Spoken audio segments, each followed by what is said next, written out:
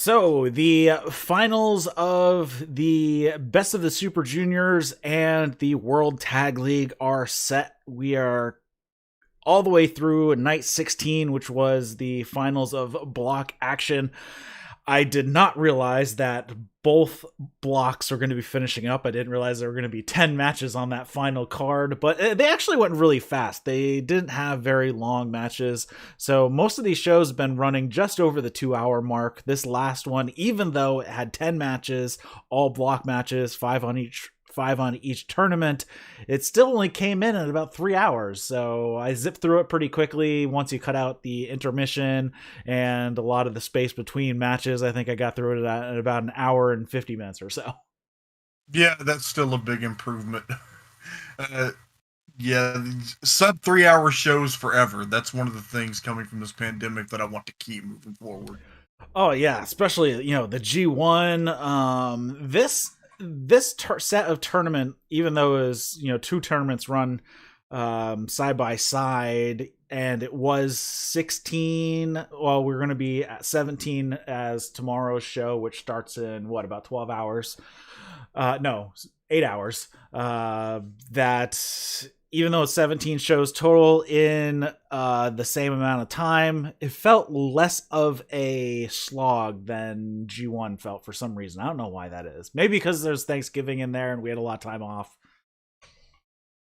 Yeah, and it also it's not the G1, so it's not as stressful as the G1, so it's not as important as the G1 because it's not going to be. This has just been a more kind of relaxed, low-key tour. True, and less, and usually there was not more than one match that went over 20 minutes, whereas in the G1, you had a lot of matches that on the same card, you'd be, 25 minutes on one, 28 on the following, on the main event. So, yeah, a little less ring time on these two tournaments as well. But overall, what did you think about the tournament, how it's came to the end here? And I think the shows got significantly better as the tournament went on. It was a little bit rocky of a start, and I was very worried coming out of the gate that I was going to regret watching all these shows. Yeah, but this closing stretch of shows was really, really good. I'm just kind of scrolling through my notes for day 13. I'm like, oh, there's a lot of good matches, and it did. I've said since the beginning, I think the first day the guys in the tag tournament looked at the junior heavyweight tournament and thought, shit, we better start working. And they did. And this has been, there's just been so much, good stuff sprinkled in through this tournament. And both of my picks to win are in the finals. So far, so good after I did such a horrible, horrible, dreadful job predicting the G1. Yeah, the finals came down all the way. Both blocks, both tournaments basically came down to that final night, and both coming down to the final matches. Similar to the G1, the final match of the G1 determined how the matchup goes in the actual. Sorry, the block finals came down to the last night, and then that determines the finals. So yeah, very similar, and once again, solid booking of tournaments out of Gato on this one. I think he's recouped himself a little bit coming in the end of the year, though there's still some decisions that probably kill him for Book of the Year this year. I will say that, just over the course, since the return from the pandemic, but especially just over the course of this tournament, I've just become, the biggest El Desperado fan after not being a Desperado fan for years, so yeah, this has been, a pleasant surprise in some ways. Yeah, I have to say the same thing. Desperado has really, really grown on me throughout this tournament, and now I'm actually kind of pulling for him. Especially going into next year, I'm really looking forward to if he becomes a major player in the junior division come 2021. Time for him, and I wouldn't have at any point before said that I thought he was ready for it or belonged in that mix, but I think he's proving that he does now. And I've said a million times, man, put a guy in a tag team with Kanemaru for a couple of years, and he's going to learn a thing or two about working. All right, so let's set it up here. You are listening and watching to that. Yeah. That's wrestling. Tonight we are going to be covering the New Japan Best of the Super Juniors and World Tag League nights 14 through 16, 16 being the final of the block action on both fronts. If you are listening to this as a podcast, you can head over to the YouTube channel because we do this show live, and if you hit the bell notification, it will let you know that we rescheduled this show twice in the past hour just because I kept pushing it. We're going to be doing AEW a little later today because Caleb just couldn't, he had a hard cutoff at 8 and there was a lot of stuff that happened on AEW, and I'm pretty sure we're going to run over that hour. So we're pushing that back till basically immediately after this show, because I'm guessing we'll probably run a little over the hour on that. If you are watching this on YouTube, you can grab this as a podcast on all your favorite podcast apps. There's a link to the Discord as well down in the show notes in the description. If you can head over to your podcast app of choice and give us a review, it really helps out the show as well. Comments, question, feedback, you can drop them in the comments in the video, or you can send those to Eric at that'swrestling.com and we will address those the next show, if you get them in while the show is going on, or especially in the chat, then we can get to them during that show. So tonight, once again, I have with me Trae, Wisecarver. Hey, it's actually been like a week since we talked instead of like 3 days.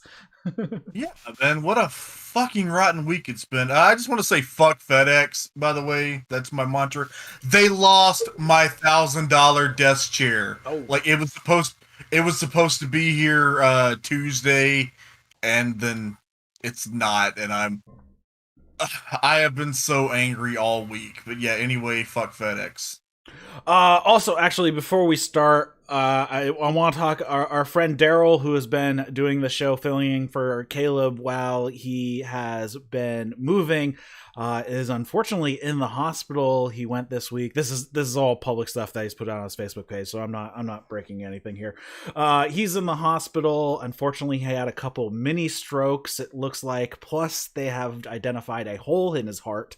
So still looking to see what they're going to be doing with that. Right now, it's not on the level of emergency, it sounds like, so the surgery might be put off a little bit, but we've been keeping on top of that. So hopefully he is going to pull through and everything is going to be fine, but and hopefully he's listening to the show. So hopefully you get better, and we look forward to hearing you again here on That's Wrestling, hopefully in the near future. So we'll keep an eye on that. I'll let you know if anything else changes. So let's get into this show. We are going to start back on December 2nd. I'm surprised we're actually mostly current, as the finals are happening in 8 hours. So December 2nd in Osaka. This is night 13. We have a bit of a change up here. We have Satoshi Kojima and Tomoaki Honma versus Gabriel Kidd and Yota Tsuji. So what happened to Nagata? I don't know. I wondered if for whatever reason, maybe he pulled a muscle or something, or they just wanted to give one of the young lions a little more ring time. But what did not change was that they had a good little tag match, and then Kojima killed the young lion with a lariat for the pin. The young lion in this case being Gabriel Kidd. There was actually a good point in this match where both Kidd... There is an amazing point in the next match. Okay, well, in this match, there was a great point where both Kidd and Tsuji had submissions on the vets. We had Kidd had the Boston Crab on, and Tsuji had the stump puller. I actually really like that submission. That's a really cool one. And then the next night, he did like a variation of the stump puller. Yeah. So normally you have like the guy's head going into your pelvis and you're pulling back on their leg. Well, he had it completely turned around and he had his leg stuck in like his gut, and then he's pulling the head. It was really, really cool. I kind of like, somebody should actually use that as a finishing submission, I think. Yeah, man, there's only, this and one more of these matches, and then the next one has a moment that made this whole gimmick that I've been doing this tour worth it. So we start off block matches, best of the Super Juniors here on night 13, and it is Doki versus Yuya Uemura. Uemura actually came out really strong until they moved to the outside, where Doki pushes the ref down and grabs his pipe and just beats the crap out of Uemura.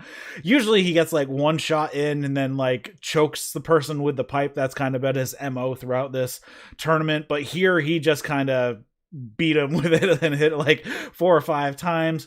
Doki continues to maintain control until Uemura makes a little bit of a comeback, gets on a Boston Crab for quite a long time. I was actually almost convinced that Uemura was going to tap out Doki here, but Doki does manage to get to the ropes. Uemura goes for the double overhook suplex, but Doki locks on the Doki Choki, and I am spelling this Chouki.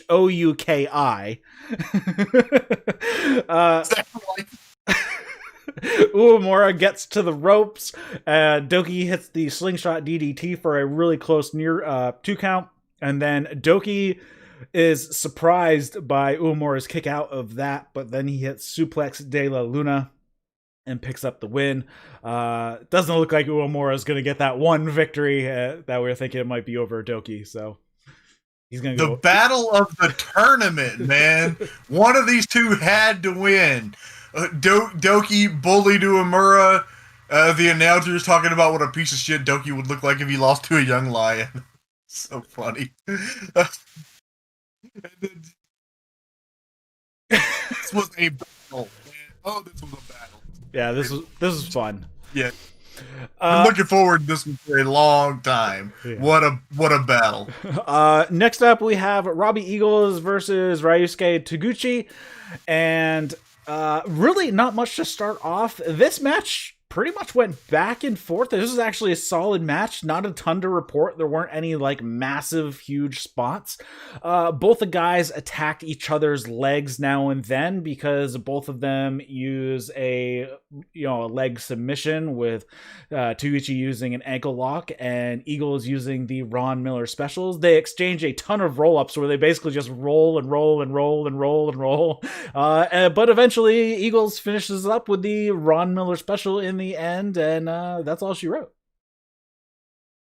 Here, Taguchi is still on 69 best of the Super Junior wins. Yep. So he needs to lose the next matches and then retire from best of the Super Junior competition because his legacy is complete. But spoiler alert, they ruined it. Next up, we move to Bushi and Master Wato. And they start off with a bit of chain wrestling. Bushi hits a dive to the outside, sends Wato into the barricade. Continuing on the outside, Bushi sends Wato into the barricade 3 more times after they go back into the ring and come back out. Bushi works a choke, and Wato works to turn things around with kicks and then a tornillo to the floor, and then springboard uppercut, backbreaker, kicks for 2 count. Bushi comes back, hits a drop kick, and then a hanging DDT. Wato hits a desperation roundhouse kick for a short double down here. They have a striking exchange. Wato misses the RPP. He goes for a power bomb, but Bushi rolls through to a pin attempt. The Bushi ends up hitting a code breaker. He goes for the MX. Wato hits an anti-air drop kick, and Bushi hits a destroyer, hits an MX, and gets the victory here. A good little match between the two of them. Wato's doing better here later in the tournament, and he's starting to kind of get the... I think he's kind of growing into the routine, I guess you can say, of working all these matches and kind of tightening things up here. I have very much the same observation about Master Wato. Thank you, Kevin Kelly, for finally explaining the significance of Master Wato using the TTD. It took us most of the tournament, but we got there, so I was very pleased. Bushi looked good here. He felt like working tonight, and Master Wato looked like this tournament has done him a lot of good, and he's starting to put it together in the ring. This was a lot smoother than I expected. Mm-hmm. And for all the shit that we gave Bushi about that shitty-looking MX on the last match, the one that he hit Master Wato with here looked amazing. And Wato sold it like Scott Hall taking the Stone Cold Stunner. Yes. Oh, well, or more like The Rock taking the stunner too. Yeah, that was really good. He just bounced back up, flew in the air, and landed on his back. Pretty good here. Next up, we have our semi-main event of the evening, and it actually comes with a little bit of story. So I will touch on it when they talked about it as well. This is El Desperado and Taiji Ishimori. They are showing off their belts to each other. Desperado has the 2 junior tag championship belts, whereas Taiji Ishimori is the current junior heavyweight champion. So it only makes sense. They're showing him off. Desperado tosses his t-shirt over Ishimori's face and attacks. Immediately they fight to the outside, and Ishimori is sent into the barricade and then the ring post. Back in the ring, Desperado grabs one of the title belts and grinds it into the face of Ishimori, and Ishimori ends up just taking control from that point and starting to do some brutal work to the shoulder of Desperado. He even did Pentagon's arm breaker spot, and then he does the Zack Sabre Jr. neck crank as well. So picking up a few little extra moves here that we usually don't see out of him. Desperado takes a shot and goes for the numero dos after Ishimori ends up getting to the ropes. Desperado returns the punishment favor and starts attacking the knee. He tries another numero dos. Ishimori works it into a yes lock. He hits a shoulder breaker. Ishimori hits La Mystica, goes into the yes lock, and Desperado rolls through into a numero dos. Then they have a kneeling striking exchange, working their way to their feet. Desperado hits a Katara de Angel for 2. Ishimori head scissors out of a pinche loco and then hits a double knee, which ends up hurting him as well. And then the ref gets taken out and Desperado drop kicks Ishimori's knee, grabs one of the title belts and swings it at Ishimori, but he ends up getting hit with a flying knee instead. Ishimori picks up one of the belts, but it's just as the ref is standing up and the ref grabs the belt away from him. He turns his back. Desperado hits a low blow on Ishimori and hits Pinche Loco for the win. So we have Desperado pinning the current champion. I thought this was a really good match between these two, and like we've said, Desperado, man, he has really come out of his shell during this one. This was a very fun Rudos match. But Ishimori was so vicious that Despy was the de facto babyface. He's Desperado, you don't like him, but he's doing such a great job selling that he's absolutely getting his ass beat that you feel sympathy for him. So by the time he makes his comeback, you're rooting for him. And yeah, the work Ishimori was doing, that was just brutal. He was just attacking the shoulder with everything he had early on in that match, and was really good. Sorry, I cut you off. No, and this was a very important win for Desperado because this gives him tiebreakers over Hiromu and Ishimori. Yes. And I said there was a story to it, but it actually came out in night 15, so we'll get to it there. So we finish out the night with Sho versus Hiromu Takahashi, and oh my god, this match was pretty damn awesome. I'm not sure where to rank it in the level of matches, but it's high up there, probably number 2 or 3 probably in the best of the Super Juniors, I think. One of the stories that plays out in this match is that Sho's neck has a ton of tape on it. He has been working through a neck injury, at least kayfabe wise. I'm not sure legitimate wise.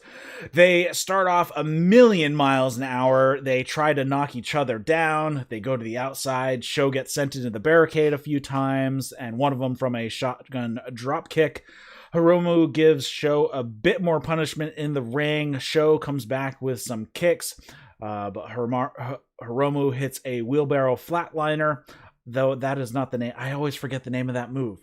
What is the move where it's basically like a power bomb, but they're face down? Like wheelbarrow face down drop. Wheelbarrow face dead. I don't know. I can never remember the name of that move. But that's what I'm calling it, wheelbarrow flatliner. Overhead throw into the turnbuckle, dynamite plunger for a 2 count, buckle driver, and then Sho regains his bearings. He hits a few deadlift Germans and gets on an armbar. Hiromu scrambles to the ropes. Hiromu hits a sunset bomb to the floor. Sho has to answer a 20 count. They have a striking exchange. They just beat the crap out of each other. Hiromu hits a flying head scissors and locks on D. And Sho powers out, gives Hiromu a light buckle bomb. Sho works a Kimura, and Hiromu picks him up and gives Sho another buckle driver. But Sho never let go of the arm, so he held the arm through the buckle driver. He's still working and powers back into that Kimura. Sho hits a last ride power breaker for a 2 count. Hiromu drops Sho with a lariat, but only gets a 1 count from a fired up Sho. And Sho hits a lariat, and Hiromu kicks out at 1 this time. Hiromu hits a pop-up power bomb, a vertical facebuster for 2. Sho hits a backstabber, and Sho lays out Hiromu with a lariat, and then hits the straight jacket pile driver for a 2 count. And then Sho hits a shock arrow and gets the win over Hiromu Takahashi. This match was pretty damn awesome. This was, in a way, the main event of the entire block stage of the tournament, and they wrestled like it. This was a battle between 2 guys who both wanted to prove that they're the future of the New Japan Junior Heavyweights. Okay, when Gino jokes about the War of New Japan, this is what he's talking about. This was a battle in the War of New Japan. It was so freaking insane. They went hard for 20 minutes, and then at 21, they just turned it all the way up. And just, man, what a year for Sho, man. He pinned Shingo in the New Japan Cup, and now he's pinned Hiromu, and has proven over the course of this tournament that he is in the upper echelon of New Japan Junior Heavyweights. Yeah, other than like it's this match and Hiromu and Robbie Eagles as far as the greatest matches in the tournament. Yeah, and I just looked it up just to see the age of these 2 guys, and Sho is only 3 months older than Hiromu. Hiromu actually just turned 31 on the 4th. So good to see December 4th? Yes. Oh, that's my dad's birthday. Oh, my birthday's today, actually. Oh, well, happy birthday. Thank you. I think today is the, what would it be? The 45th anniversary of when Terry Funk beat Jack Briscoe for the NWA World Title. Well, I'm not that old, so. Next up, we move on to night 14, and this is December 4th, and this is Hiromu's birthday. Beppu, and we start off the night once again, same match as last time, Tomoaki Honma and Satoshi Kojima versus Gabriel Kidd and Yota Tsuji. Why do you take this one? So, I also pointed that Yota Tsuji did a version of the stump puller where he picked up Honma in the air and held him. That was awesome. But they had a good little tag match here, and then Kojima killed the young lion with a lariat, this being Yota Tsuji, and then, oh my god, Gabriel Kidd made the save. Holy shit. It's so close, man. Like, Gabriel Kidd had been in this match 142 times this month, and he finally figured out that fucking lariat every time leads to a pin. So this time he prevented the pin. It was like watching the Avengers try to figure out the one scenario where they beat Thanos. They came so close here. But then Kojima killed Tsuji even harder with another lariat and pinned him. All right, good stuff. We move on to Bad Luck Fale and Chase Owens versus Zack Sabre Jr. and Taichi. At this point, Bad Luck Fale and Chase Owens have long been eliminated from the tournament. So this is basically, they can only play spoiler at this point. Zack and Taichi actually come out together this time, but Fale and Chase attack as they're getting into the ring. They work on the Dangerous Techers on the outside to start off. until Taichi sends Chase into the ring post and Zack sends Fale into the barricade. And finally, we get into the ring and we have Zack and Fale working a bit. Then Taichi and Zack try to double team Fale. Zack attempts to pick up Fale for a holy Zack driver, but he can't lift him. Taichi unsuccessfully tries to get up Fale for the Zack Mephisto, but then all four guys end up fighting. Chase accidentally gives a super kick to Fale. Taichi sends Fale to the outside, and then they hit the holy Zack driver on Chase, and the Dangerous Techers get the victory. Yeah, man. Poor Chase. Zack and Taichi beat him with a move that they never win with. There was a fun point where the part where, like, I can't remember. They had each other in holds, and then the guys who were in the holds were helping the other guys reverse it, and they did that like 2 or 3 times. That was funny, but other than that, this was a match. Next up, we have Evil and Yujiro Takahashi versus Yoshi-Hashi and Hirooki Goto. Evil and Yujiro are long removed from tournament contention as well, but they could still play spoiler to Yoshi-Hashi and Goto.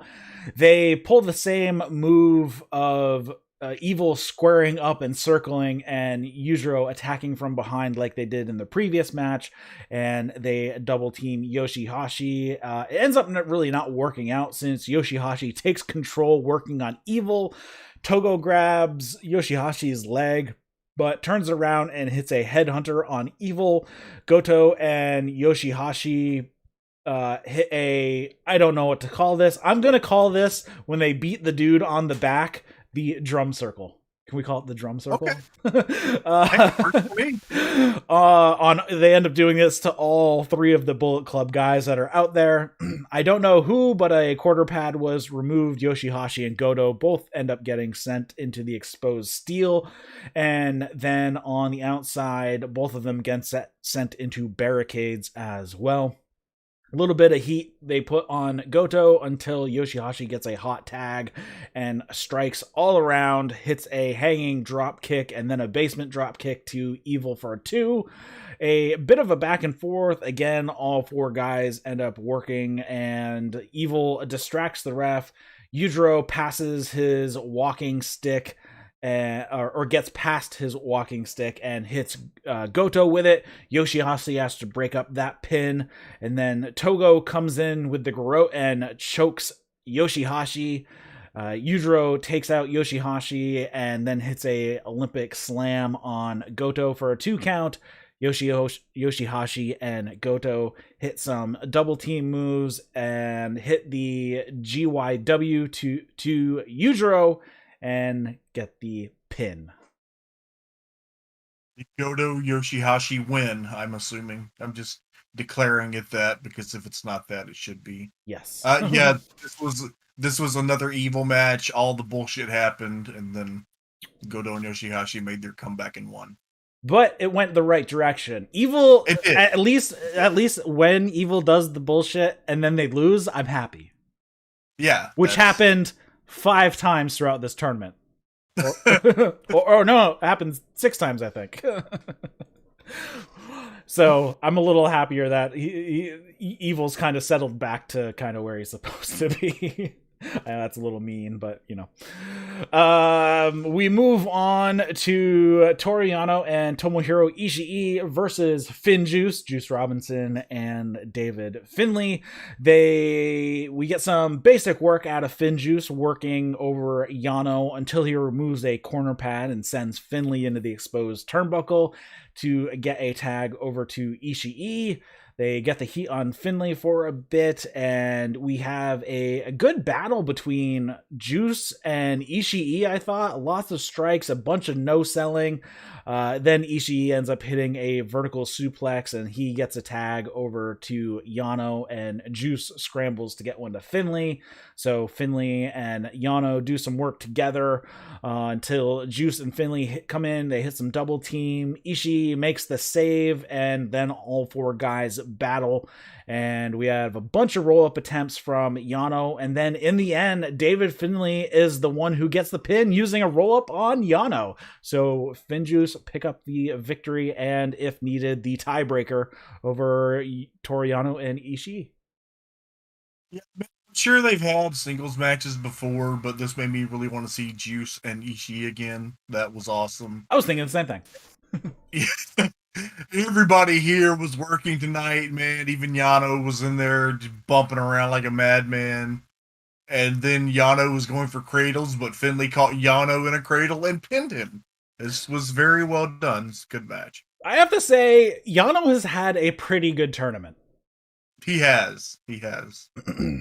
Next up, we have Gorillas of Destiny versus Khan on the Cobb. Grado Khan and Jeff Cobb. Cobb and Tonga Loa start it off. They keep trying to shoulder tackle each other. Neither of them go down until they start exchanging some forearms. Tonga... Yeah. I don't know what I was writing here because we have Tama Tonga and Tonga Loa. I gotta write their full names. I'm assuming this is Tonga Loa gives Cobb a thumb to the eyes and then a drop kick. Oh yeah, and then Tama Tonga gets tagged in, so it was Tonga Loa. He tries to tackle Cobb but he ends up getting dropped instead. Khan and Cobb take control and work on Tama Tonga for quite some time. Cobb does some bicep curls with Tama Tonga, but unlike Brian Cage, who is just doing it over and over to show off, in the downstroke, Cobb adds a little bit of a high knee to give him a kick to the kidney as well. He does a couple of those and then finally hits a backbreaker to let him go. We have a breakdown. All four guys battle and end up to the outside. God starts to turn it around here. They spend a lot of time on the outside, actually having to break up 2 20 counts. And God hits a slingshot. Both of them hit slingshot sentons onto Khan back in the ring. Tongaloa and Cobb eventually gets tags, and they have actually a really good sequence. They both go back and forth, and then both of them bounce off opposite ropes and think, oh, I'm going for the flying crossbody, and just crash in the middle of the ring. So that that did not look fun for Tonga Loa, crashing into the kinetic energy that was Jeff Cobb on that one. Tama Tonga and Khan then get tags, and Khan no-sells a couple forearms, and then he hits his screaming Mongolian chops, goes for the eliminator, but Jado distracts, and God hit Guerrilla Warfare for 2. Tama Tonga misses a corner splash, and Cobb comes in right behind him with a splash of his own, and then we have Cobb and Khan hitting gut-wrench suplexes on Tama Tonga. Goes for the eliminator, and Tama Tonga struggles and grabs the ref, which turns Khan's back. Jado comes in from behind and hits Khan with the kendo stick. Tama Tonga hits gun stun and pins Khan for the win. I thought this was actually a really fun match between these two teams, and the match I never knew I wanted. I want to see Tonga Loa and Jeff Cobb. My first thing here is Cobb and Loa was a hoss fight. Man, that was good. Okay, I think I finally figured it out. Is it just me, or does the Grado Khan look kind of like Jado and Gato from 20 years ago mushed together? Yeah. So this is interesting that the Empire are such hills that God were the baby faces. That was something to see. And yeah, man, Khan on the Cobb have really gelled as a tag team during this tournament, and it showed here against the only real dedicated tag team in the company. This was very good. Yes, this was a very good match, as we were talking about at the beginning. The longer this tournament went on, the better the matches ended up getting. The first few nights were a little rough. Next up, we have Shingo Takagi and Sanada, the team that is newly formed and is one heck of a team, and I'm sure we're going to be seeing plenty of them in the coming year. We versus Hiroshi Tanahashi and Toa Hanare. Hanare wants Shingo and yells, "I've been waiting all year," but Sanada ends up starting off, so Tanahashi ends up starting off with Sanada as well. A little bit of mat wrestling. Tanahashi tags out, and still Toa wants Shingo, but Shingo will not come in. Hanare prods, and then he eventually knocks Shingo off the apron, which does the trick, and Shingo tags in. I never knew I wanted to see this fight, but I do now. Hanare hits a bunch of forearms and tries to take Shingo down. Shingo fires back with forearms of his own, tries to take Hanare down, but Hanare ends up taking Shingo down, and we have Tanahashi coming in for a little bit of double team. They put on the wishbone crab. We have a breakdown where all four guys fight on the outside, and then we have Tanahashi and Hanare both being sent into the barricades. Shingo starts to work over Hanare in the ring. Sanada gets a tag after some time, and Hanare hits a desperation spine buster to get the tag over to Tanahashi, who takes it to Sanada. Somersault senton. Sanada ends up hitting a springboard missile drop kick and gets a tag out to Shingo. Shingo and Tanahashi throw hands, and then we have Tanahashi hitting a twist and shout and tagging out to Hanare. Top rope shoulder block to Shingo, which was crazy. I do not want to see Hanare flying off the top rope towards me. That would not be a good day, I don't think. Sanada and Shingo do some double team. Hanare fights back and takes out both guys with shoulder blocks, and then hits a suplex to Shingo. They continue on. Tanahashi joins the party. They hit a sling blade leg sweep combo for 2. Hanare tries for the Rampage Spear, but Shingo catches him, hits him with the Noshigami, and Sanada comes in.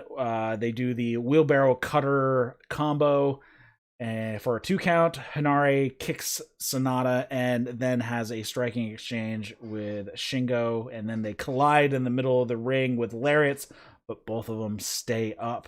Shingo then throws a ton of unanswered forearms, and Hanare then hits a bunch of palm strikes of his own. And I wrote down, this battle is awesome. So I'm really looking forward to seeing these guys in the future. Hanare catches Shingo with a spear for a 2 count. He goes for a Toa bottom attempt right into Shingo, hitting Made in Japan. Tanahashi makes the save, but Sanada ends up taking him out right after that, and then Shingo hits a pumping bomber for a 2 count, then Last of the Dragon, and Shingo gets the pin over Hanare. After the match, Shingo has some words for Hanare, and then kicks him out of the ring.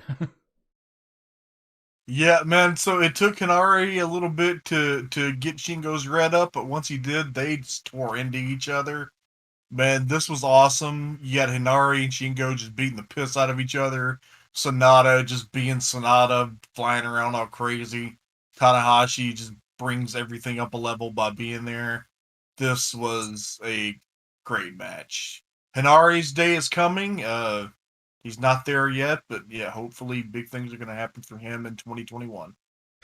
Yeah, I really hope to see him in the G1, but I really want to see him and Shingo somehow. I don't know how, because unfortunately he got pinned here, so he doesn't kind of get a never open weight shot. So I don't know how they're going to work it, but I hope he gets at Shingo at some point in a singles match. Yeah, well, you know, there's always those interminable 6-man tags on the Road 2 shows. You never know what'll happen in one of them. True. Next up, we have Night 15, December 5th, 2020 in Kagoshima. And was this the show that Kevin Kelly and Gino were basically talking about all the food that they eat around this city because this is like their home base and they love being there? Yeah, I think I remember them talking about how much they love Kagoshima. There's been a lot of food talk on the show, but I'm interested in this idea about the salad Big Mac. You got my attention there. I wish that, I kind of hope that either they do it themselves or somebody follows Kevin Kelly and Gino around when they're not working and just follow them around Japan doing whatever, because this entire tournament, these two have been they have been egging each other the entire time.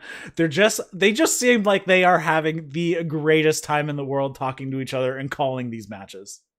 Dude, I'll just be watching you just laugh at something. Just the interplay between those two is so freaking funny. It's almost like it's a different dynamic, but man, I've just been like, I was like 3 episodes behind on AEW Dark, and I've just been kind of catching up because those are getting long, man. But it's like 2 hours of just Excalibur and Taz doing riff tracks over prelim matches, and it's so funny. And then this is that, but like just way 100 times funnier because Gino is just so freaking ridiculous. Yeah, I'm not sure if it was on this show or the final night, but Kevin Kelly said something that was a total double entendre, and Gino started laughing, and he's like, why are you always trying to make me laugh? And Kevin Kelly's like, it's in my contract. Call New Japan Wrestling matches, make Gino laugh. There was in these last couple of Taguchi matches, there's a lot of 69 puns. Yes. So night 15, we start off the night, and it is the beginning of the night. So I'm like, what the heck is going on here? I noticed I always have this problem. I want to know the lineup without getting the results. I figured out if you go to NJPW World and click the live, and then go to the date and click lineup, it brings you to the old schedule post, not the results post. So you can see who was on the show without getting the results while you're scrolling through. That makes perfect sense. My cheat code for that is, just for any show, like historically, go to Cage Match or Google the show in Cage Match and make sure you get card instead of results, or I'll bring it up and just click real fast before you see the results, click card. Yeah. So yeah, I have especially a Japanese show from the 90s that I'm not going to completely know who people are. Like, I need to know what the card is, right? So I know what you mean. Yeah. So they start off. So show versus Yuya Uemura, and we find out later that it's actually because they have a tag match in the middle of the show with the main card guys. So that is why this is the first match of the night. Yeah. They roll for a while. Good match work. Uemura shows off his strength by lifting Sho right up off the mat with no help from Sho at all. Sho works over Uemura, puts him in a modified camel clutch. I thought he was actually going to get the tap out here. Uemura makes it to the ropes, though. They have a striking exchange where Sho looks to be coming out on the better side. That is until Uemura just pops up and hits a drop kick. And then they both they exchange kicks back and forth. Uemura puts on a single crab, transitioning into a full crab. Sho makes it to the ropes. Lots of strikes from Sho. Uemura, just on instinct, hits the double overhook suplex, but Sho comes right back with a powerbomb. He puts on the full crab. Uemura gets to the ropes for that. We have a couple of strikes from Uemura, and then just a bitch slap. he just openly just slapped him right across the face.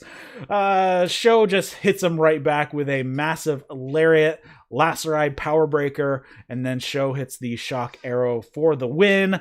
After the match, Sho is kind of kneeling over the young lion, gives him a little bit of pat on the chest, and offers a few words as well before leaving the ring.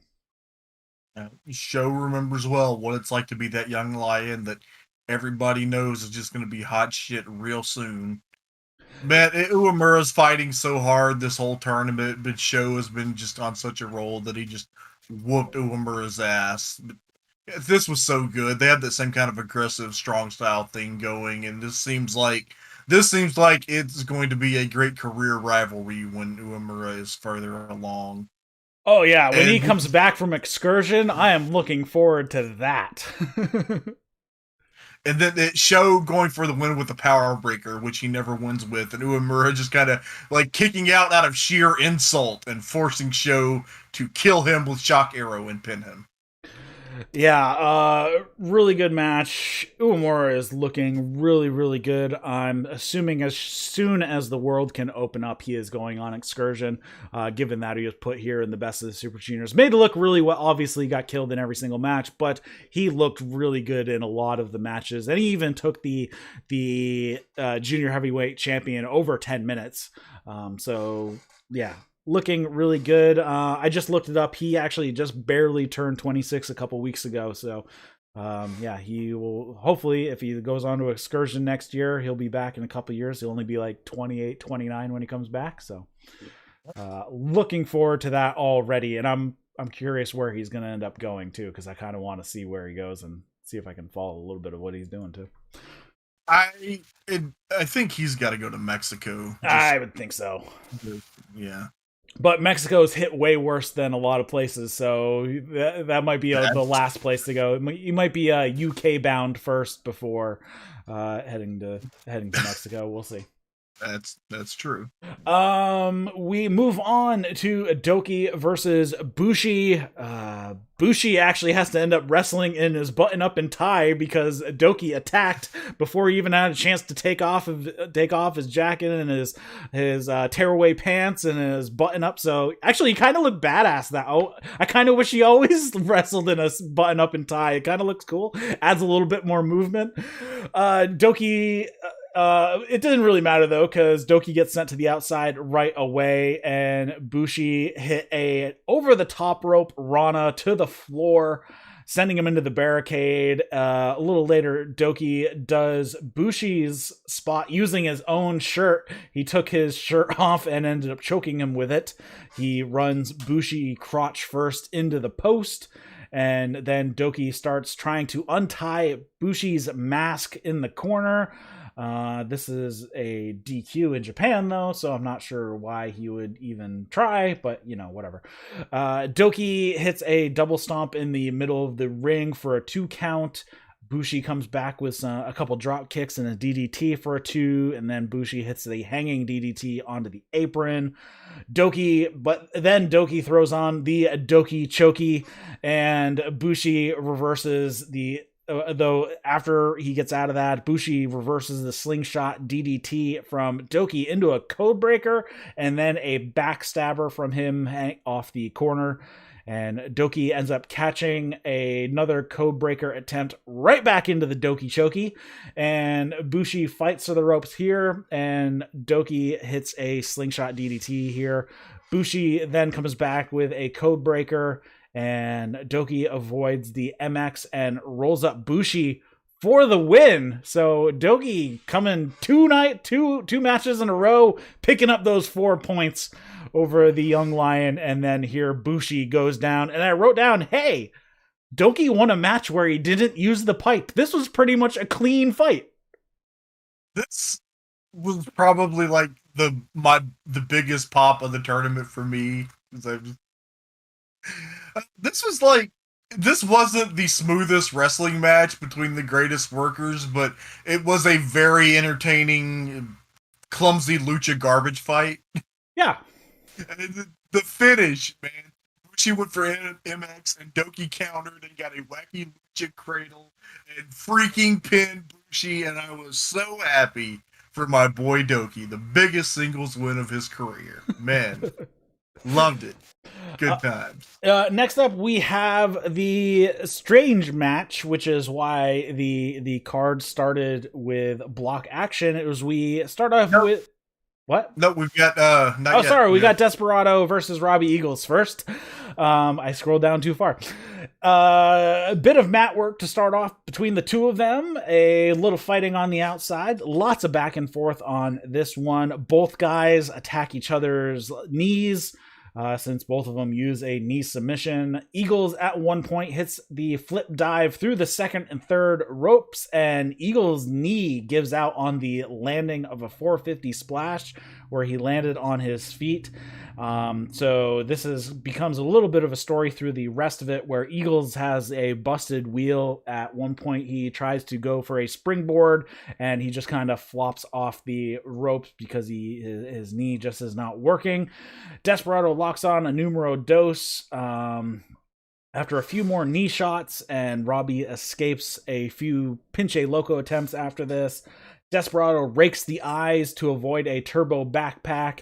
Eagles quickly throws on a Ron Miller special, but Desperado and drags Desperado away from the ropes.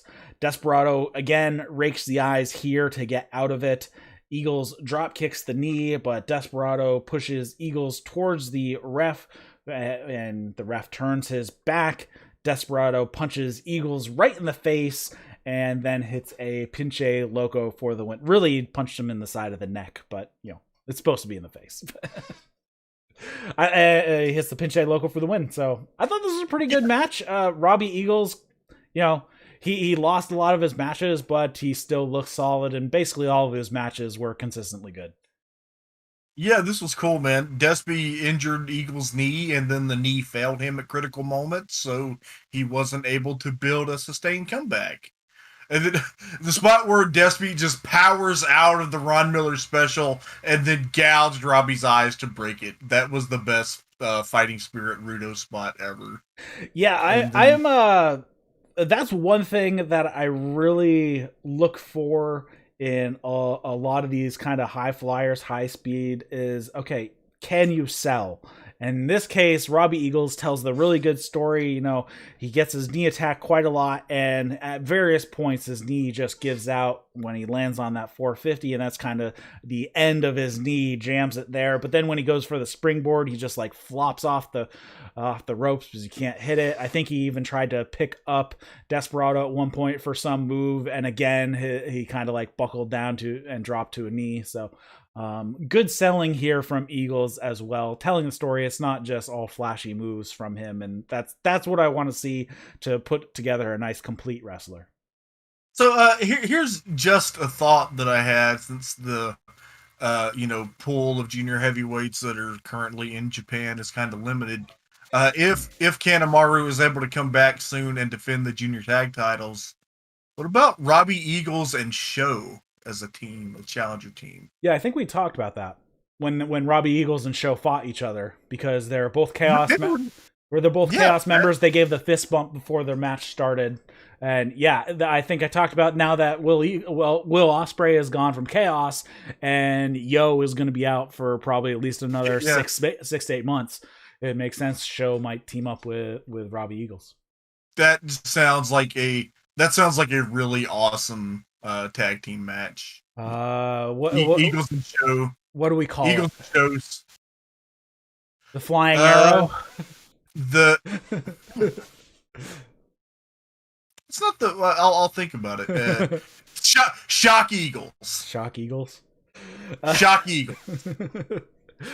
I'm trying to see. I'm looking where they don't have anything on.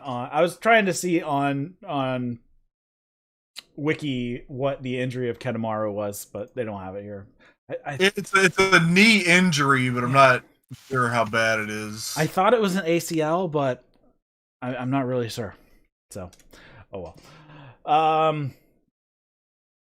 Yeah, just says knee injury, unable to compete, and doesn't really have anything more. So, anyways, we move on to the match that I was alluding to. That is the match why the opener was actually a block competition. This is Satoshi Kojima and Tomoaki Honma and Kota Ibushi versus Tetsuya Naito, Shingo Takagi, and Sanada. And I wrote right here, why are Shingo and Sanada having to wrestle tonight when none of the other tag teams have to, and they have a match the following night? This makes no logical sense within the sporting competition that this one team has to fight 2 nights in a row, even though it's out of block action. Anyways, this match was fine. There wasn't anything massive during this match. In the end, actually, Sanada pinned Kojima with a moonsault. So Kojima does not kill anybody with a lariat on this one.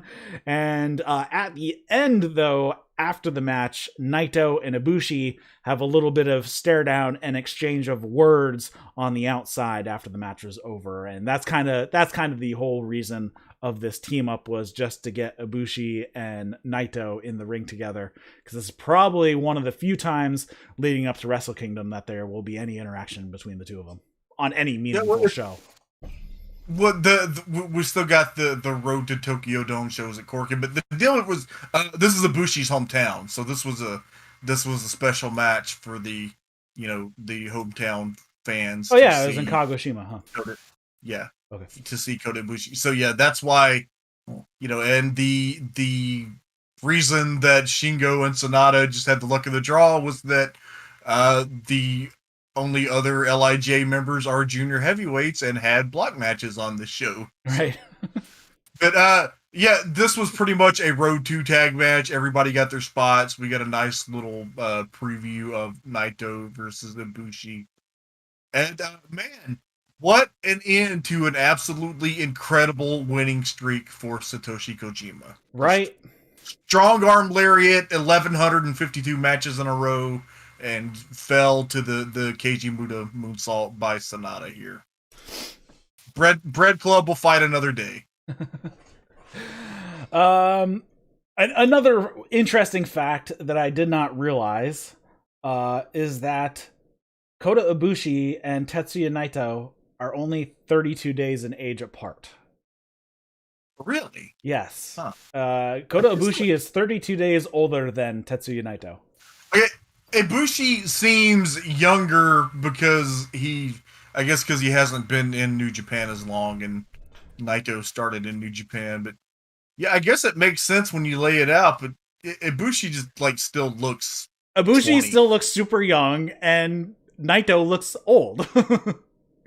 So yeah, he looks older than his age, and Bushi looks way younger than his age. So Naito doesn't look super older than his age, but he doesn't look like he's 38. He kind of looks like he's early 40s. Yeah, he moves like an old man with bad knees, which I sympathize with. So that was just interesting. I looked up, I'm like, these guys have to be around the same age, because I know Kota Ibushi is much older than he actually looks. But all right, we move on to one of the final block matches of the evening, and this is Master Wato versus Taiji Ishimori. And this is where on commentary they mentioned Ishimori has been taking issue with Hiromu being in all these main events when he is the champion. And there's also the point where both he and Master Wato during this match are both still alive in the tournament, whereas Hiromu is facing Taguchi in the main event, and Taguchi has been eliminated. So there's way more importance on Wato versus Ishimori than there is on Taguchi versus Hiromu. So he is taking issue with Hiromu being in the main event spot. So that is just something that has been passed along here. We have quick action to start between the two of them. Ishimori moves on to the outside, sending Wato into the barricade. Wato ends up getting thrown towards a second barricade, but he hurdles it and then comes back using the barricade as a springboard and hitting a twisting uppercut. And skipping what I just talked about, Ishimori goes to work on the arm of Wato back in the ring. A little bit of offensive moves here and there from Wato, but Ishimori is squarely in control from the beginning of this match. Ishimori hits the Pentagon arm breaker spot, and Wato starts to make a little bit of a comeback with some kicks, but he is favoring the shoulder. So Ishimori comes back, hits a shoulder breaker, puts on the yes lock. Wato ends up getting to the ropes, but Ishimori does not relent. Right out of there, he hits a shotgun dropkick into the corner, hits an insanely high speed double knees into the corner. Ishimori reverses a power bomb and hits a DDT, and we have some back and forth. Wato hits a backbreaker, but Ishimori comes right back with a jumping knee. Wato hits a swing. I don't know what I was writing here.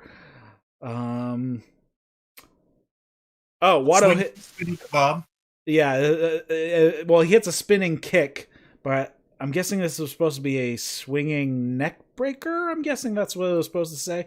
Comes back with the spin kick, and he hits is it the Resita Mente? Is that what they keep calling it? Yes. Okay. I like kept trying to make it out, and this commentary, it was clean, and it sounded like Resita Mente. So for a close 2 count, Ishimori hits an inverted double drop knees, and I actually just realized that double drop knee that he does, where he picks up the guy in like the wheelbarrow and then drops him on his knees, is like an inverted code breaker. Kinda, yeah. And this thing needs a name, because the inverted double drop knees is a little too long. Ishimori puts on the yes lock. Watto rolls, and Ishimori rolls with Watto, and they move to their feet, but picks him right up, hits the bloody cross, and gets the 3 count. So Ishimori picks up the victory here. I thought this was a good match here. The champ is looking pretty good, and as we mentioned, Watto seems to be kind of getting into a bit of a groove here. Yeah, this was good. This was like kind of the first time that Master Watto really looked like he belonged in there with a top tier junior heavyweight. So yeah, and this should have been the main event. It should have been the main event. Though I do have to say that the main event was a good match. I actually really liked the main event. Where you weren't so good with it? I liked parts of it. Yeah, except there was a part that I did not like, but I thought the actual wrestling was good. And so we'll move on here to Hiromu Takahashi versus Ryusuke Taguchi, and they actually start off with a bit of a dance-off, which was actually kind of funny. They start doing a crisscross on the ropes. Taguchi stops, but Hiromu just keeps going back and forth, and Taguchi is just like looking puzzled because he just keeps going and does not stop until he flies out of one of them with a drop kick. He tries a sunset bomb, but Taguchi basically does a bonsai drop to the face, and then they fight up on the ramp. He hits a running hip attack, puts on the ankle lock near the entrance. Well, kind of more like halfway between the entrance and the ring.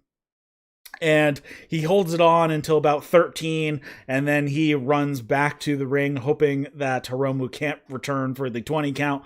Hiromu hobbles back a little bit, and then he's trying to get back into the ring, and Taguchi gives him a hip attack off the apron, and Hiromu has to answer another 20 count, but Taguchi is stuck in the ropes. One of his bottom feet went under the bottom rope, so the back of his knee is draping over the middle, and the front of his foot is in the bottom rope, and his arms are hooked across the top. Hiromu gives him a drop kick on the outside, and that gets him out. He pulls Taguchi to the outside, he runs him into the barricade a few times, and then shotgun drop kicks Taguchi into the barricade for good measure. We go back and forth back in the ring. Taguchi hits an over-the-top rope crossbody to the floor, hip attack, and then Taguchi hits a tope con hilo, which I have not seen out of him throughout this entire tournament, I don't think, until this one. Have you? No. And actually at this point we're we're at the 10-minute mark here. Taguchi hits a Bombardier for a 2 count, and Taguchi runs in and he runs in towards Hiromu, but he slams on the brakes right as Hiromu was falling down to do the overhead throw. So we have a little spot here where he basically bumped himself, and then Taguchi drop kicks the leg, tries the ankle lock, and then they do the overhead throw spot again, this time with Hiromu standing and not falling down. And then they do the spot once again, but this time it's Taguchi who wants to try the overhead throw, and Hiromu stops short, and Taguchi basically bumps himself. Hiromu hits a pop-up powerbomb for 2, hits a buckle driver, and then Taguchi, I thought this was pretty funny here. Taguchi gets put up onto the back of Hiromu, And how he avoids a dynamite plunger, he basically does a Superman plank. So he like gets out of it and just like splats on the mat, and he does this actually again as well. Taguchi goes for 3 amigos, but only gets 2 of them. They roll quickly, but he gets on the ankle lock. So Hiromu fights up to 1 foot, and then he grabs a flying triangle and puts on D, but Taguchi is too close to the ropes and just gets his foot on the ropes. They have a bit of a slap fight that always makes me smile when 2 guys just kind of slap the paintbrush each other. Taguchi then stands right on Hiromu's face. And then we have a spot. We have the sunset flip and Taguchi dropping Trae so we can see his bikini briefs with a loincloth. This luckily does not last too long. He pulls his pants back up. We have some back and forth. We have a hip attack from Taguchi, and then they go into some strikes. And Hiromu hits a vertical face buster.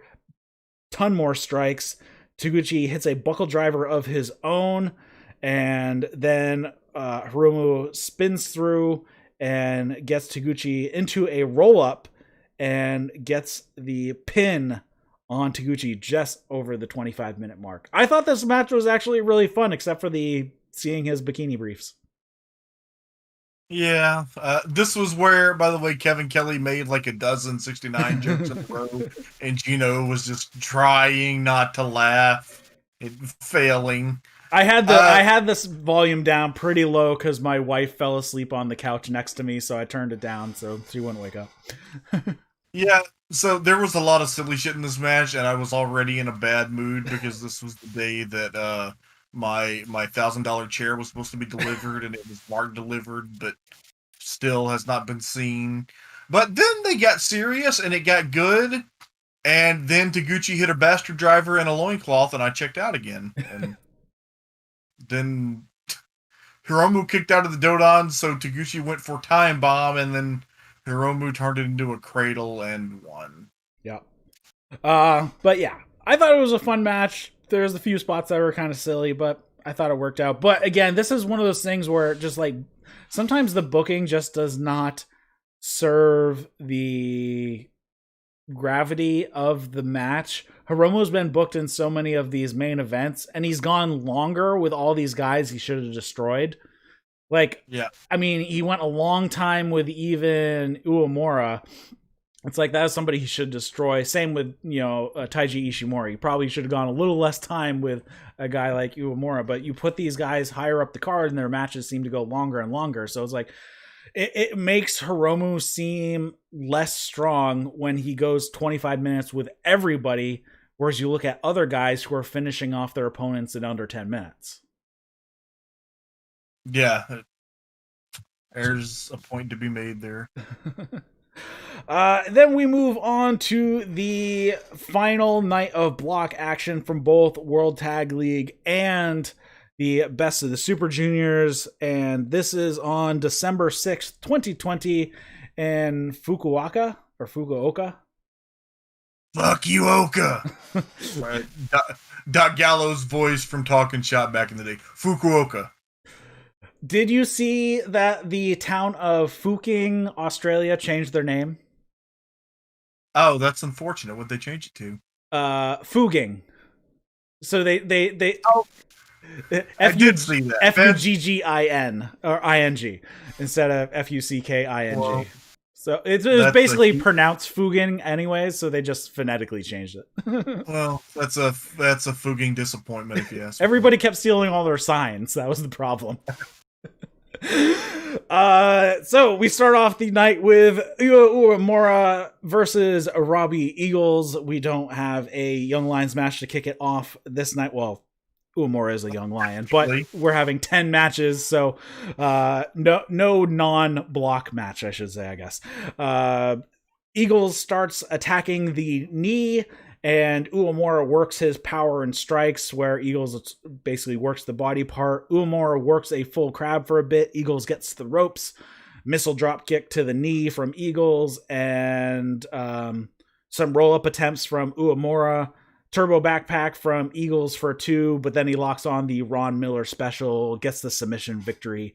Uemura ends his block with 0 points. Eagles ends up with 8 in the end. Yeah, this was good. Uemura got an incredible near fall with a bridge right toward the end, but then shortly thereafter fell to the Ron Miller special. Yeah, I didn't write down, but it was basically he did the double overhook, but instead of doing the throw, he kind of pushed forward and rolled through into kind of that weird pinning predicament. Yeah, I thought that was pretty good. Yes. Next up we have, so basically they go back and forth. They start off here with Best of Super Juniors, and then they go World Tag League, and they alternate back and forth. So we start off the World Tag League side with Chase Owens and Bad Luck Fale versus Evil and Yujiro Takahashi. Bullet Club versus Bullet Club. Yujiro and Chase are basically trying to convince each other to lay down. Yujiro tries a couple of roll-up attempts. And then Yujiro tries the Eddie Guerrero fake getting hit with a weapon spot, and Chase rolls up Yujiro by using his feet on the ropes for extra leverage to get the pin. Doesn't really matter. Both of these teams end up with 6 points in the end. Yeah, this sucked, but it only sucked for 3.5 minutes. Yeah. You didn't remind me, though. I'm just going to bring it up just in passing because you're going to do your AW show. MJF and Orange Cassidy did that same spot so fucking much better on Dynamite this week. It was bazillion times better. So much. Then we move with Doki versus Ryusuke Taguchi. And Doki attacks Taguchi while he's getting into the ring. On the outside, he runs Taguchi into the barricade. They go back and forth. Taguchi hits a Tope Con Hilo once again. Hits a flying hip attack for a 2 count. Sunset flip attempt from Doki into a Taguchi pant pull down. Taguchi catches Doki's slingshot DDT into a face buster. I actually thought that was really cool. He turned that into a face buster. Goes for the Bomaye, but Doki catches him in the Doki Choki, and Taguchi escapes this, gets on the ankle lock, back to the Doki Choki, back to the ankle lock, and then a little bit of back and forth, and Taguchi hits Dodon and gets the 3. Doki dispatched pretty quickly here by Taguchi. Doki ends up his tournament with 4 points, and Taguchi with 8. I wrote here, Taguchi took Doki's pipe to the ass and the announcers made more 69 jokes. All right, we move on to a match that actually matters. This is God versus Toa Hanare and Hiroshi Tanahashi. And this match, God has to win to keep their hopes alive. So God attack from behind while Hanare and Tanahashi are making their way to the ring. And in the ring, Tama Tonga attacks the knee of Tanahashi. He basically gave his leg a DDT. Is that what you saw? Which is a spot, like, I used to see, like, the women in WWE do that spot all the time, but it just looked so stupid and made no sense. But, like, here... This one looked like it hurt. Made sense. Yeah, this was great. This was a 4-minute match, but for what it was perfect. Yeah, so he attacks the knee right off, puts on the Scorpion Deathlock. Hanare has to come in and break it up. Tonga Loa and Hanare go at it. I don't think they were the legal man, at least that's what I wrote here, and I'm pretty sure they never were. Hanare and Tanahashi hit some double team on Tama Tonga, and Tanahashi forearms Jado off the apron, sling blade to Tama Tonga, and then a dragon screw, and then Tanahashi locks on the Texas Cloverleaf, but from behind the ref's back.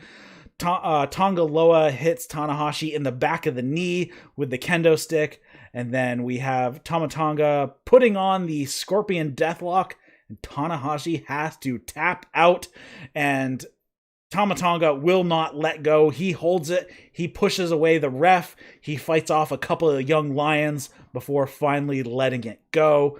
And God ends up with 12 points, and they guarantee themselves a spot in the finals here.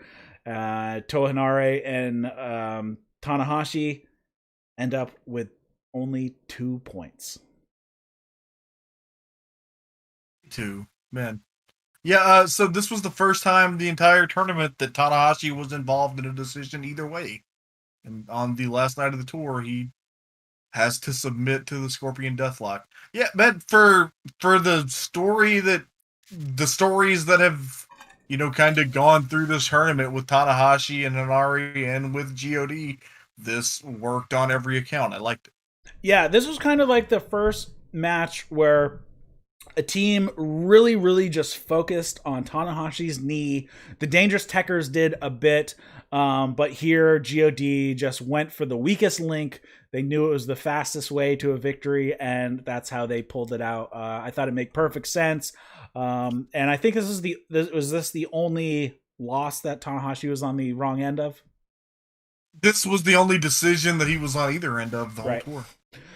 All right, so next up we go to Master Wato versus Hiromu Takahashi. I wrote Hiroshi Takahashi. Hiromu Takahashi. What? It happens. All these Japanese names I cannot keep straight. Master Wato comes out with a flying drop kick and then a kick and a shotgun drop kick, sending Hiromu to the outside. Hiromu baits Wato to the apron and he hits a sunset bomb to the floor. Sort of. It looks super weak, like Wato did not legitimately want to let go of the rope. Like he kind of like tumbled off to the side to try to make it as weak as possible. Hiromu runs Wato into the barricade a few times, shotgun drop kick into the barricade. Hiromu hasn't done the shotgun drop kick off the apron in his past few matches, which is probably a good thing. Lots of back and forth throughout this match. Hiromu wipes out Wato with a massive lariat, vertical face buster, buckle driver. Wato tries to roll up Hiromu with a really close call, but then Hiromu comes back in, hits Time Bomb 2, and gets the 3, ending his tournament. That is Wato with 8 points, and Hiromu moving to the finals with 14 points in the highest point total. Yeah, I'd say Wato overall ended up exceeding expectations in this tournament. Especially after how he started off in New Japan, yeah. Yeah, I don't know if they just set the bar so low, but yeah, this was clumsy and highly entertaining, which is a pretty great explanation of Hiromu Takahashi in general, I think. Tends to be the case. I'm curious how much Hiromu just calls it versus setting anything up in the back. They probably set like 2 spots, and then Hiromu was like, I'm just going to go crazy, and you're just going to have to follow. I think he just looks around and goes, what can I break my back on? Yeah, pretty much. But he's only 31 years old, so we don't want him to flame out too quickly here. Dude, I'm 33 and my back feels like shit, so I don't. Well, I turned 38 today, so. All right, we move on to Sanada and Shingo Takagi versus Khan on the Cobb. And Khan on the Cobb attack right away. Shingo and Cobb finally pair off in the ring. I believe...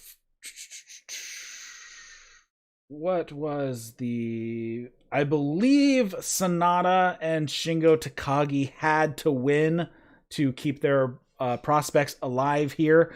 Khan and Cobb attack right away. Shingo and Cobb pair off. Shingo tries to whip Cobb into the corner, and he doesn't move. Cobb just sends Shingo into the corner, and as Shingo is coming back out, he gives him an overhead throw for good measure. Interesting comments here from Kevin Kelly, that he thinks someone else is pulling the strings behind the Empire, and Will Ospreay is not the top guy. So interesting that you throw that in there. So I'm assuming that is the case, and we will be getting some more into the Empire after the first of the year, or maybe even at Wrestle Kingdom. He's been throwing that idea around for a while now, so probably there's something to it. Yeah, this one he seemed to put a little bit more emphasis on and work it into the match. So, Khan puts Khan puts Shingo into the head and arm choke, so it looks like this is going to be a regular for him now. He's used it a couple times now. I always like that submission, well, at least in MMA when I'm watching MMA. The head and arm choke is a really cool choke. Sanada gets a tag after Shingo hits a huge punch to get the separation. Shingo has to fight off both Cobb and Khan, and Sanada puts on the Paradise Lock on Khan, gives him the drop kick for a 2 count. Sanada works a skull end on Khan while Sanada works a skull end on Khan while Shingo works a dragon sleeper on Cobb at the same time. Just for a few moments they do that. They double team strike. They hit some double team strikes, and they end up working until Khan ends up with a drop kick, ending with Khan getting on the wrong end of a drop kick suplex combo for a 2 count. Then we go back to Shingo and Cobb as being the legal men. Shingo tries an exploder, but he can't get him up. But Cobb ends up coming back with an elbow, or ends up dropping Cobb with a back elbow. Cobb catches a sliding lariat, gives Shingo an overhead throw, and Chris Charlton has the comment of the night. He says, Shingo will have to quarantine for 2 weeks after that flight. Yes. Oh man, that was beautiful. I miss Chris Charlton. I kind of like him on there, especially because he can translate when they're yelling at each other in Japanese. Yes. Double team from Shingo and Sanada for a bit. Khan runs in and he hits the Eliminator on Sanada. Shingo hits a pumping bomber on Khan and then exchanges strikes with Cobb. Rebound German suplex from Cobb, and then Khan throws Shingo into Cobb. He hits Tour of the Islands and gets the pin. So Cobb has just pinned the ever openweight champion, and that also eliminates Sanada and Shingo from the tournament. And post-match, Cobb grabs the never openweight belt and holds it up over a downed Shingo, so we can see where this is probably going. I'm guessing we're going to see Shingo versus Cobb at Wrestle Kingdom on one of the nights. Hope so, because that sounds like an awesome Tokyo Dome match. Yeah. Yes, please, man. Shingo and Jeff Cobb. Oh my god, I think it was the same spot where Chris Charlton had that great line when Cobb just caught Shingo like he was a baby and did the most amazingly casual overhead belly-to-belly suplex. Holy shit, he is a freaky man. Yeah. I'm really glad to see Cobb in a prominent role here in New Japan. Obviously, it was a good decision for him to sign there. I would have liked him in AEW, but I think he's going to be much more prominent in New Japan than he would in AEW. AEW is a little stacked at the moment, so I think there's plenty more space for him in New Japan right now. He was just made to be a top guy, Jin. Yeah. There was a spot where Okan was throwing those screaming Mongolian chops, and Shingo hit a Mongolian chop, and then just decked Great Okan with a right hand, and it was beautiful. That was good. Yeah, this match ruled. Yeah, and again here, I'm going to have to eat it because Great Okan is starting to click a lot better than when he first came in. They have turned into a very good team. Yeah. So it would make sense to keep these two together. Jeff Cobb, obviously an amazing worker, and he's great as a singles too. We've seen some not so great singles out of Khan, so keep him with Jeff Cobb. Cobb is obviously much more experienced than Khan as well, and he can teach the kid a lot. I just think eventually we're going to get 6-man tags with these two and Will Ospreay. Yes. Yeah. That would be fun. That's like that's like the biggest clash. That's like the widest range of styles on a single team. Will Ospreay, who is the high flyer, and we have Khan, he's just kind of like the grounded striker, and then we have Cobb, which is just the powerhouse machine. That's going to be awesome. That'll be a good match. Both teams here end up with 10 points. Not too shabby. Finishing up with 10 points, considering that the top point getters were at 12. So yeah, not too bad from both of these teams. We move on to Sho versus Taiji Ishimori. I believe this comes down to Sho has to win. Actually, Ishimori has to win as well. So both of them have to win, and I believe to make it work, Desperado has to lose his final match for either of them to be able to move on. So basically, the winner of this would have a tiebreaker over the would win over this one, and then I don't think either of them have a tiebreaker. Both of them don't have a tiebreaker too.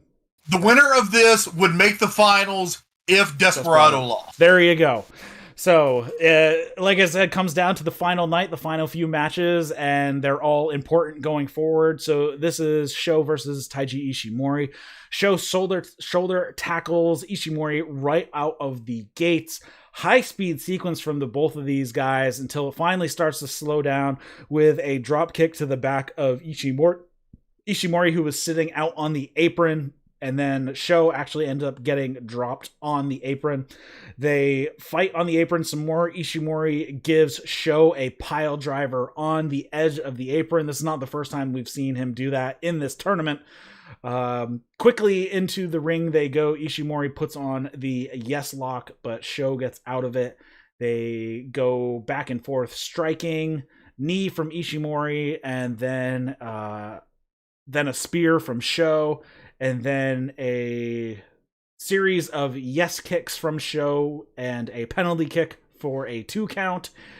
Ishimori goes for a handspring something, and Sho just kicks him right in the arm. I thought he kicked him like right in the face, but he was selling his arm. So right as he was upside down hitting the ropes is when he kicked him in the arm.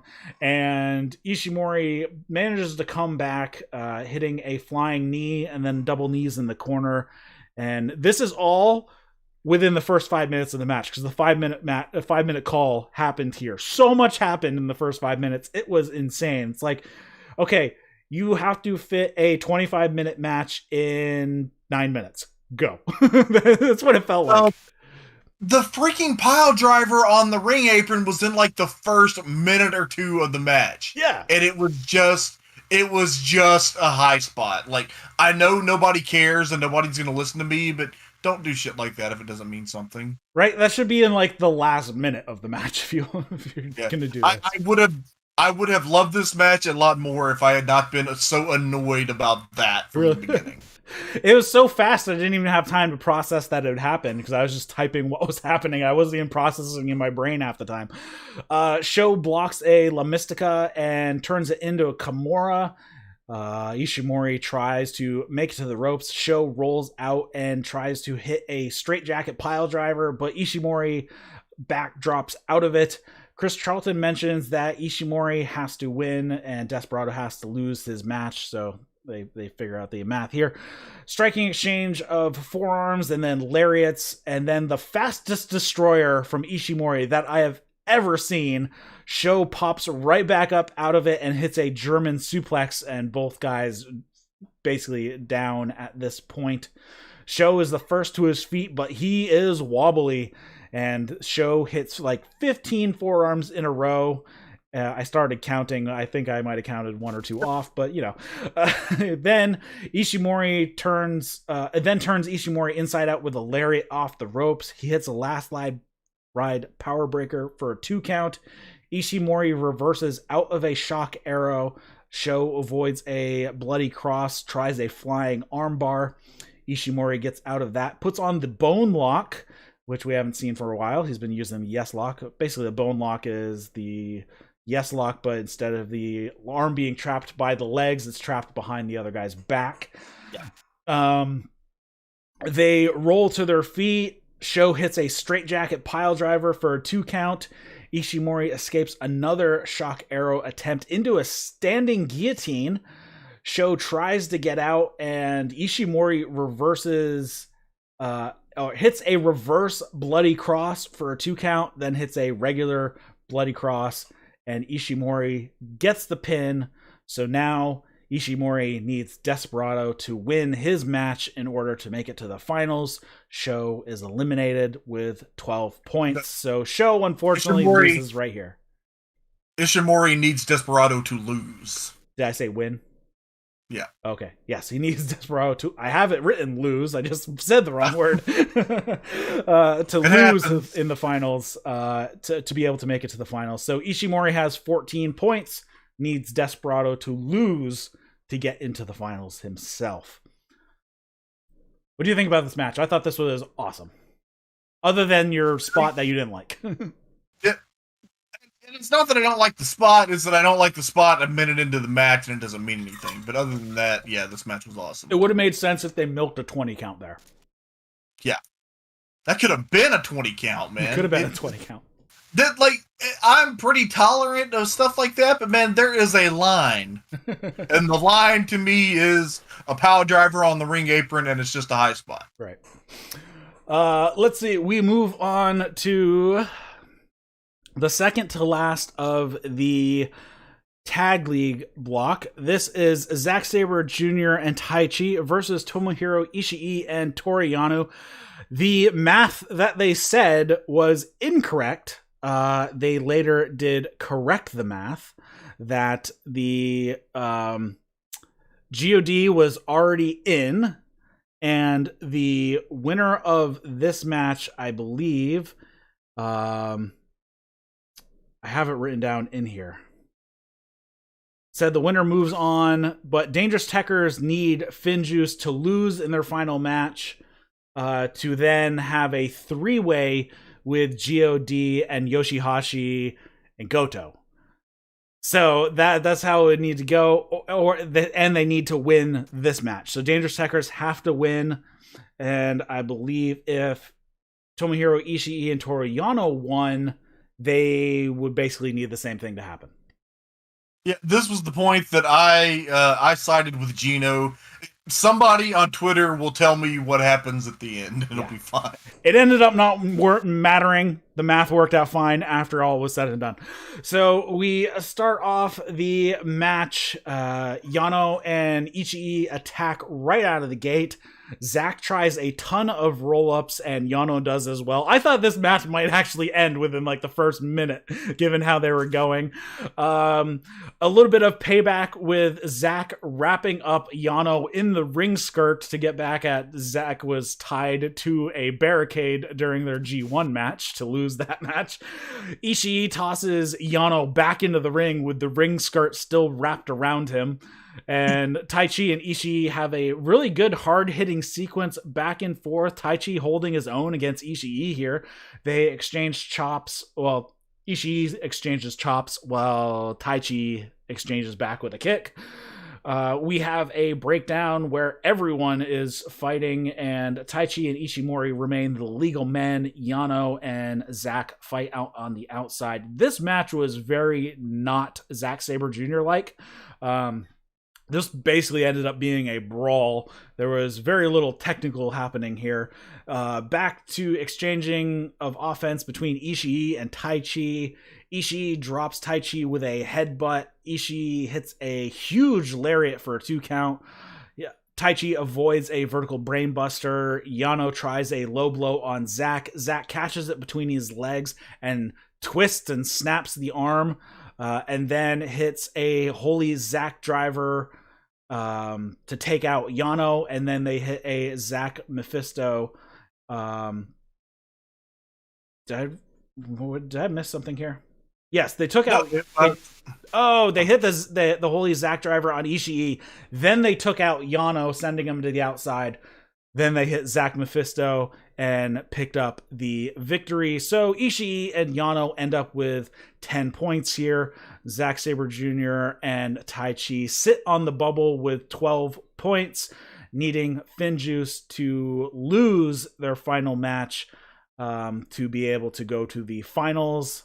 And if that would have happened, then it would be Yoshi-Hashi Goto versus Guerrillas of Destiny versus Dangerous Tekkers. So it would have actually been a 3-way because they all each had a win over the other. So Yeah. that's how I thought this match was good. And like I said in the previous match, Yano looked really good in this tournament. The battle of teams that sound weird on paper, but actually work incredibly well together. Mm-hmm.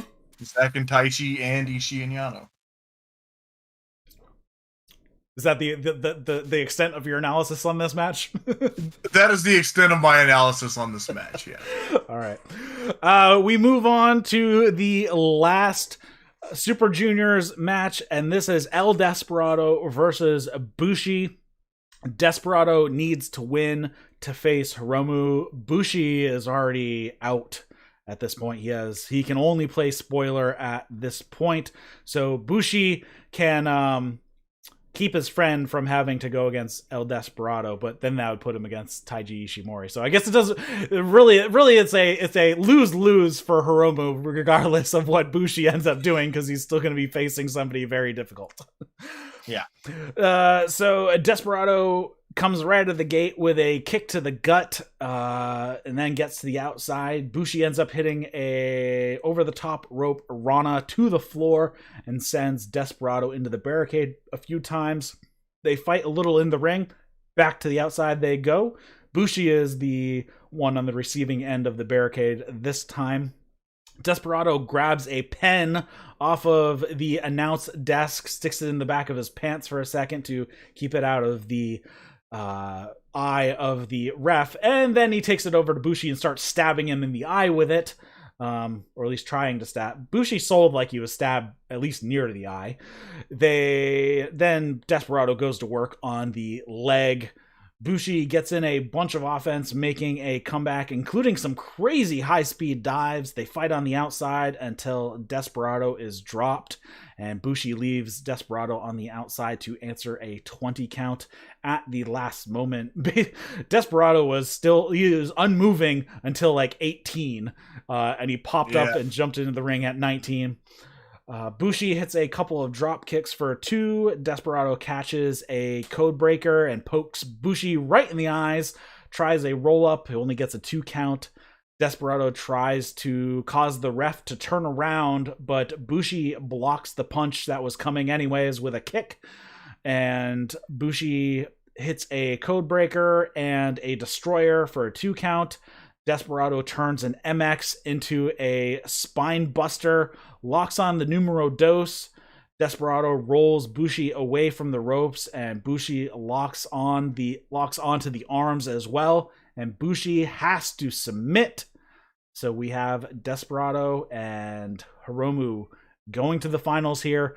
Post-match, Desperado calls out Hiromu. Hiromu comes to the ring, and Hiromu says, "It looks like I'll be able to get my revenge soon at Budokan." Yeah, but these guys are both in that same kind of, high-speed brawler category, so this was entertaining in that way. But just good for Desperado. He's gotten really over with me during this tournament. He's an outlaw. He is a man who's had to fight for his meat. He went to one of the stories of the tournament was that when he went to excursion in Mexico, he was the one that hung out with Doki and worked all the outlaw mud shows and wrestled on dirt floors. And I remember him as a young lion. Remember his debut as a young lion back many years ago. So. I'm so happy to see him finally grow into a top talent. Yeah, and I feel bad saying it, but I'm actually kind of pulling for Desperado here going into the finals. Yeah, and I mean it's clear it's been set up that, because Desperado beat Hiromu during the thing. I've been saying the whole time this whole tournament was for Hiromu to win so he can get his belt back at the Tokyo Dome. But Desperado was the surprise of the tournament, and if something were to happen and things were to change and Desperado was to get that win, I would not be upset. Yeah, match. Yeah, I would not be upset going either way at this point. Desperado is going to be a huge player next year, I would assume. Yeah. I mean, how long has he been back from excursion? Like, how long has he been post excursion here? I like 2011, 14. 2012. 2014. Oh, Yeah. Yeah, he debuted, or they announced him on December 2013, and he appeared at Wrestle Kingdom in 2014. So he spent 2012, 2013 in Mexico. So as Namahagwe, which is like a Japanese demon that's really. If you go back into the archives of my Outlaw History podcast, the episode "The Ninja That Met James Buchanan," we have a conversation about Namahagwe and yep. El Desperado's demon background. Yeah, so yeah, he's actually been in for 6 years back from excursion. He's 36 years old, so he actually started a little late in life going into the dojo. So then so we have it set up, Hiromu and Desperado. So we move on to the final match of the evening, and this is Finjuice versus Hiroshi. I always say Hiroshi. Yoshi-Hashi versus Hirooki Goto. So Juice Robinson, David Finlay here as Finjuice. And this is where they made the correction. Finjuice, if they win, it will be Finjuice and God. If Yoshi-Hashi and Goto win, then it will be Dangerous Tekkers, God, and Yoshi-Hashi and Goto for the in a three-way. Finlay and Goto started off here. We have some double teaming from the Chaos team, and then some from Finjuice. Finjuice work over Yoshi-Hashi for a bit, working the tags in and out. Double bulldog on Yoshi-Hashi. Yoshi-Hashi hits a suplex to get some separation for a tag over to Goto. Goto drops Juice and then suplex Finlay on top of Juice. We get some kicks in the corner to Juice, and then a running bulldog out of the corner for a 2 count. Juice and Goto have a couple of Haas collisions, best I could describe them, until each of them take each other down with a clothesline. Finlay and Yoshi-Hashi get tags and battle in the middle with strikes. European uppercut from Finlay, then a corkscrew uppercut. Yoshi-Hashi comes back with some chops and a neck breaker for a 2. DDT from Finlay to get a tag, and Finlay gets dropped in the corner. Finlay gets dropped in the corner. Yoshi-Hashi gives Finjuice a hip toss into a sitting Finlay in the corner. We have some double team from Goto and Yoshi-Hashi. Headhunter leg sweep combo onto Juice for a 2 count. A GYR to Finlay. And then super kick to Juice, and then a kick and Ushigoroshi combo. Juice kicks out at 2 after that. They hit a GYW, and Finlay has to dive in to make the save. Finlay spears Goto, gives Yoshi-Hashi a Uranagi backbreaker. Everyone is down at this point. Everybody's slow to make it to their feet. Finlay gives Goto a last shot. And then Finjuice hit the Power and Glory finisher for a 2 count. And then Juice picks up Goto onto his shoulders. Goto gets out of that, whatever he was going for, pushes Juice into Finlay, pushing him off the top rope and crashing down into the barricade on the outside. So Juice and Goto throw hands in the middle. But then Finlay gets his wits about him, gets into the ring. He delivers a stunner to Goto. Juice hits a left hand of God and then a pulp friction and gets the pin over Goto. So we have Finjuice moving on, and it's going to be Finjuice and God in the finals. And then we have, as they're just about to say something on the microphone, post-match, God sneak in and attack Finjuice. We have the Scorpion Deathlock put on to Juice from Tomatonga and a crossface from Tonga Loa. And then Jado cuts a promo basically saying that the tournament was GOD's for the taking. Bullet Club for life. I noticed using a crossface earlier in this tournament, and I thought is that since Jado bequeathed the super bomb onto them, is that meant to be the crossface of Jado? And the name is the OJK, Operation Jado Killer. So yeah, I guess the crossface is another homage to the Master Heater Jado. Man, what a year for Yoshi-Hashi. Never six-man champion, a great G1, IWGP Tag Title Challenge, and now he's in the money on the last night of World Tag League. Man, this was another battle in the War of New Japan. Four highly motivated, strong style fighters. This just ruled. Yeah. And then when... Go ahead. Go ahead. No, you go. Goto and Yoshi-Hashi hit the GYW on Juice, and Finley made the save. That was the point that, like, I knew if that wasn't the finish, Finn Juice were winning. So when Goto kicked out of the Powerplex, oh my god, mind was blown. And then just incredible series of counters, near falls with Juice and Goto. Call back to Juice beating Goto on the last night of G1. And then Finley with a cutter, Juice the left-handed god, and Pulp Friction. Phenomenal match, man. Finn Juice are such a great team. And we've talked about, that's been one of the stories of the tournament, man. What a subtly low-key great team Goto and Yoshi-Hashi have become lately. Yeah, and Yoshi-Hashi just in general has really shown this year, especially the G1. He looked really good. We have a lot of people really stepping up during this period. We had a couple flops, Evil specifically, but we had Taichi. He upped his game so much in the G1, and he looked really good here in this tag tournament as well. We have Doki starting to look good. Wado is getting his stride. Great Okan is getting his stride as well. Yoshi-Hashi has stepped things up to a whole new level and is looking really, really good. Just a lot of people just really bringing, and Desperado, you're making it to the finals. Desperado is definitely like just come up like fire. So lots of guys stepping it up here in the last half of this rough year. Just improved this year is going to be a hard one, man. I was thinking like it's Yoshi-Hashi hands down, but I'm thinking, man, Desperado's had a good year too. Yeah. And I just think about it. What an amazing Best of the Super Junior Doki has had, man. And even just like I would have said before New Japan came back, just looking at the rest of the world, like Penelope Ford and AEW, like what a better wrestler she's become this year. Right. Yeah, man.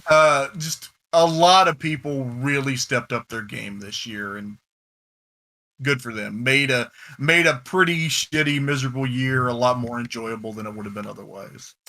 Yeah, so the final night, or the finals, take place the show starts in just over 6 hours from right now.